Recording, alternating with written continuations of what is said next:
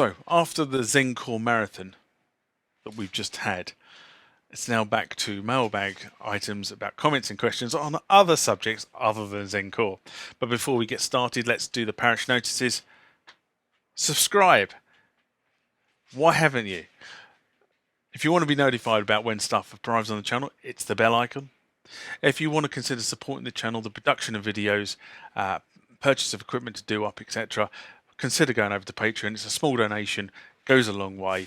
That's www.patreon.com/themusictechguy. Also down below in that strip there somewhere is the Facebook and Instagram account names that I use. It shouldn't be any surprise to anyone that the Music Tech Guy UK is the tags. Go over to the Instagram and Facebook pages. Follow, subscribe, like, whatever it happens to be, because that's where the normal shenanigans of the channel go that don't appear on YouTube. And just while I think about it, we are still in COVID-19 lockdown. So the answer, the message is stay alert, stay safe, wash the pinkies, and we will get through this. Now we can go back to the video. As you can see, actually it's not that late actually, but it's been raining, so the light has really dropped down. So hopefully I'm just trying to get the last of these mailbags done before the natural light disappears. So, hang on a minute. Bob. Yep. Just want to check I'd switch the microphone back on. Because I've done that too many times recently. The first one comes from Simon Brown. And it's in response to Yamaha FB-01 how to do a factory reset. A video I did in September 2017. And Simon writes, mine says RAM error when it's finished. Sad emoji. And I have actually seen this before. So this is something I have seen before. On the FB-01, and in that instance, what caused the issue was the battery. So the battery was basically not running at 3 volts; it was running below 3 volts. When you try to do the wiping the banks that are being wiped and overwritten by the banks, the static banks, the battery for some reason doesn't. Or the circuitry doesn't like the voltage of the battery and just throws an SRAM error. I have seen that. I'm going to surmise that the problem is that the battery needs changing, and while you're changing it, I personally would upgrade it to a standard CR2032 battery with a battery holder rather than the battery tags, because next time you come to do it, unsoldering and resoldering is just a faff. I kind of get why Yamaha did it, because they wanted their synths to go back to service techs, but it is a pain. It is a real pain. If that solution doesn't fix the problem, then the other side of it is possibly dry joints. But because it's happened at the point you do a factory reset, my money is probably on the issue that the battery is the problem rather than anything else. The next one comes from Philippe Brandio. And he writes, I recently purchased a TR8 and love your video on it. I've been having some problems with it when I put the close hi-hat on the same grid as the open hi-hat, or the close doesn't play the open hats. I've seen videos where people play both and it works. I was wondering if I did something wrong. And the answer is probably not, if I'm honest. So this was in response to the Roland TR8, setting up your TR8 video I did way back at Christmas 2015. One of the early videos that was put on the channel. And Felipe, what I would do, if you haven't already done these, do the following. First, are you on the latest firmware version? Because there were a number of bugs in the early firmware versions of the TR8 that were things like this.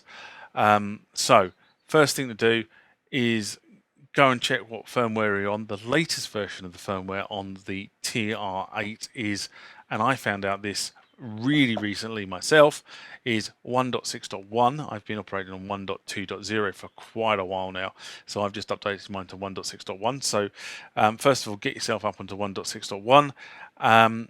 And there are a couple of videos that I'll put in the description down here which shows you how I did it, or how I checked the firmware and then did the upgrade process. The other thing that I found with these machines is that you need to do, if it's acting funny, the best thing to do is to do a factory reset. Do a factory reset, reset it back to factory, because it could be that you've tinkered with something unexpectedly that is causing the behavior that you're seeing.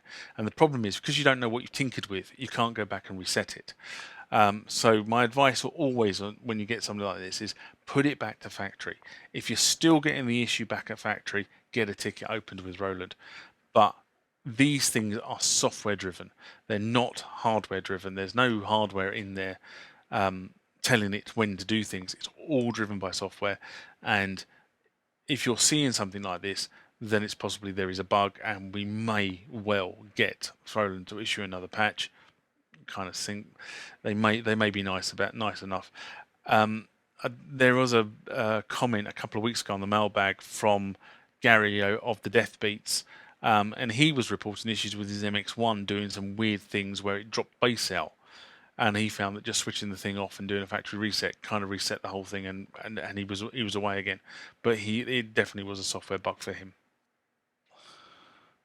The next one comes from Mice Device. That's a brilliant name, I gotta be honest. And he writes, "Hi, thanks for this video. I have a doubt, and maybe you can help me. I apologise if this sounds stupid, but I can't figure it out. When you check the OS version, turn on the unit, pads 14 to 16, before hitting start stop, the screen shows something like N-1. It does, and it actually shows N-1 to N-9.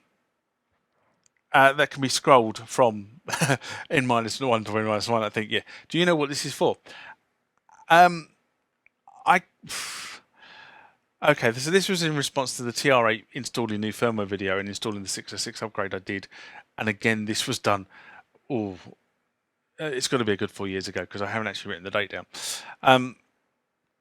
And it's right, if you boot the TR8, not the TR8S, but if you boot the TR8, and at the same time as switching the unit on, you press down the 14 and 16 pads, you go into this mode that displays N-1 in the tempo window.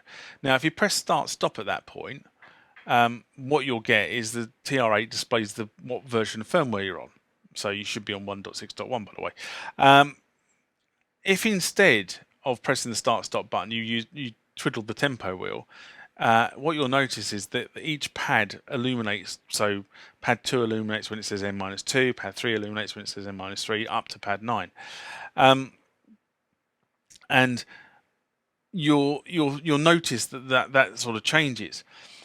In terms of what does this do, I actually wrote back in my response, your guess is as good as mine. However, I think it's some sort of diagnostic mode, if I'm honest. That's what it kind of seems like, because I've actually spent some time this afternoon before recording this actually playing with that to see if I could figure out what it was. And I think it's some sort of diagnostics. But I don't know what it's diagnosing. Lights and illuminations on the keys and maybe audio outputs, possibly. But I think it's some sort of diagnostic mode, if I'm honest. But what I've also seen is if you go and look at the MX-1 and you do exactly the same, hold those two pads down on the MX-1, it puts you into some sort of low-level config menus. So what I think that it kind of has a bit of a dual purpose, but I think it's the same code set that's been used on the MX-1 and the TR8. But in terms of is it really important, I don't really think it is, because it doesn't seem twiddling any of the knobs doesn't seem to affect it whatsoever. It just seems to be a static sort of flashing lights and stuff like that. So that's what I think it is. It's some sort of diagnostic mode.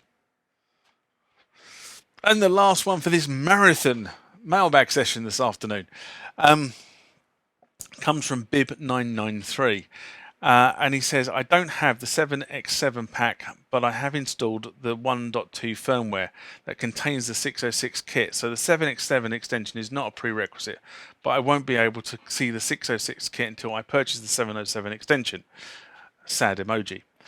And I think I've got some good news for you on this front, because I may be wrong, but what seems to be happening is that because Roland have effectively discontinued the TR8 a couple of years ago when they introduced the TR8S, I believe that the latest firmware, and I can't test it for myself because I actually had the 7X7 pack, so I already had the 606, etc. But I think that the latest version of the firmware actually unlocks the 7X7 pack, and Roland have effectively given it to you for free. That's what I think. I'm not 100% sure on that, but it seems to. I've read a couple of user groups where they seem to intimate that that's what's happening with the 1.61 release. So maybe someone can confirm it back to me, but that's where we are. And that is that. So, guys, until next time, see you later. Bye bye.